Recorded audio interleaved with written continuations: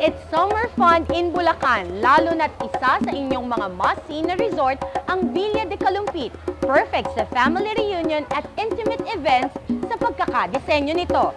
Sama-sama nating pasyalan ang kagandahan ng Villa de Calumpit Resort.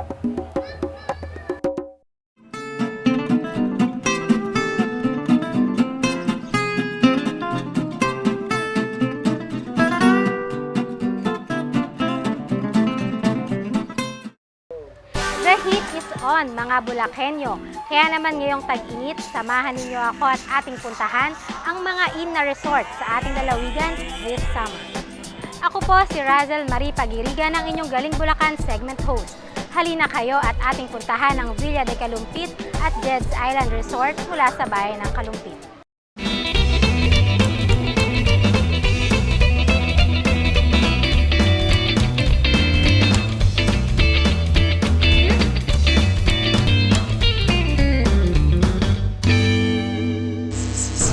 Hanggang dyan lang muna, bibitinin ko lang kayo ng konti dahil bago yan, alamin muna natin ang lahat tungkol sa summer.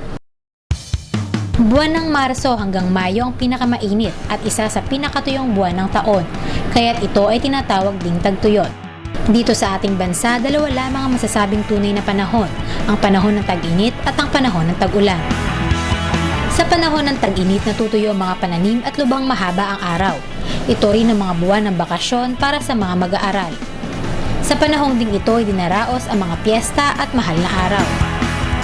Dahil nga sa tindi ng init ng araw sa panahong ito, panay ang tulo ng pawis ng mga tao. Kaya naman sa panahon ng tag-init, mainam na magsuot ng mga damit na komportable sa ating pakiramdam. Iwasan na magsuot ng mga itim dahil makadadagdag lamang ito sa init sa ating katawan.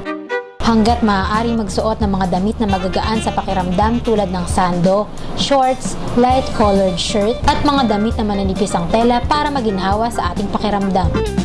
Ngayong alam na natin ang lahat tungkol sa summer, dumako na tayo sa pinakahihintay ng lahat. Tara na at ating bisitahin ang Villa de Calumpit.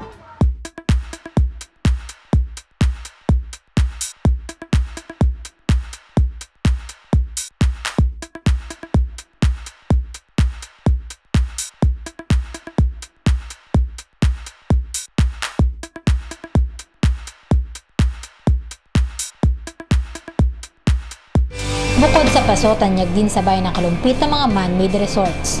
At isa na dito ang Villa de Calumpit.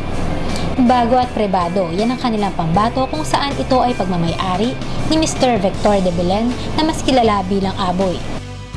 Ang Villa de Calumpit sa ngayon ay 2 taon at 3 buwan. Simula ito noong February 2011.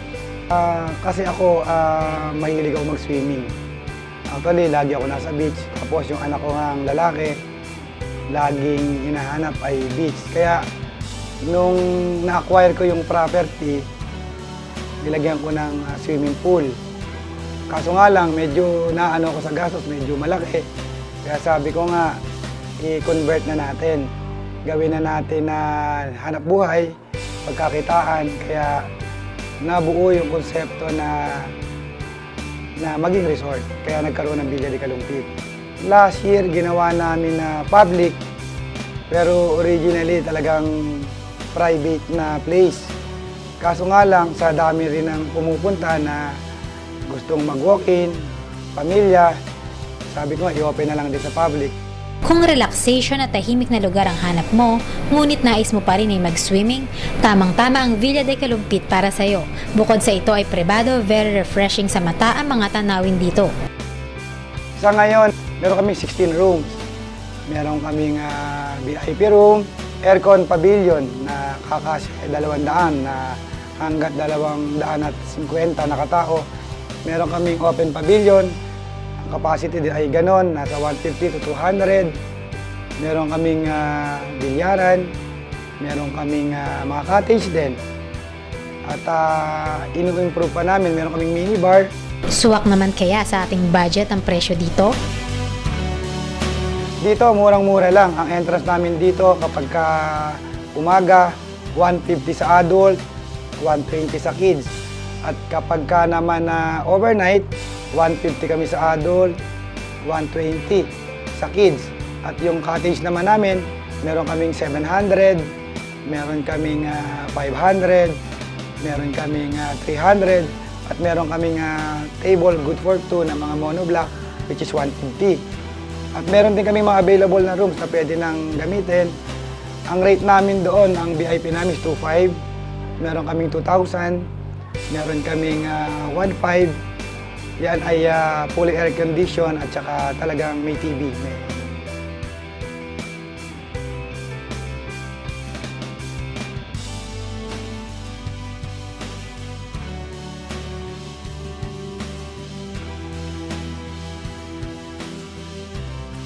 Isa rin sa ipinagmamalaki ng Villa de Calumpit ay ang tinatawag nilang kubo ni Ama at Ina, kung saan ito ay handog ni Sir Aboy sa kanyang mga magulang. Dito ay mayroong VIP room na nagkakahalaga ng 1,500 to 2,500 pesos. At ang dahilan kung bakit sila binabalik-balikan ng kanilang mga customers.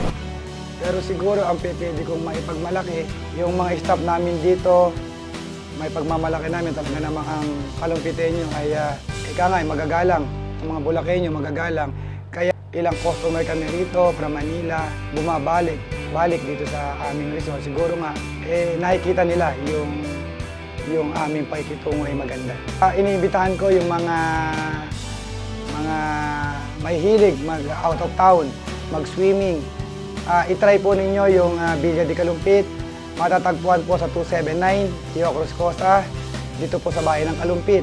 At kami po ay mayroon po kaming Facebook sa Villa de Calumpit po. Pwede po kayo pumasok dyan, pwede po kayo mag-inquire at makikita nyo po yung aming mga amenities. Sa ngayon po ay patuloy po namin ini-improve yung aming resort. Hindi po siya kalakihan pero sisiguraduhin po namin na kayo po ay mag-i-enjoy.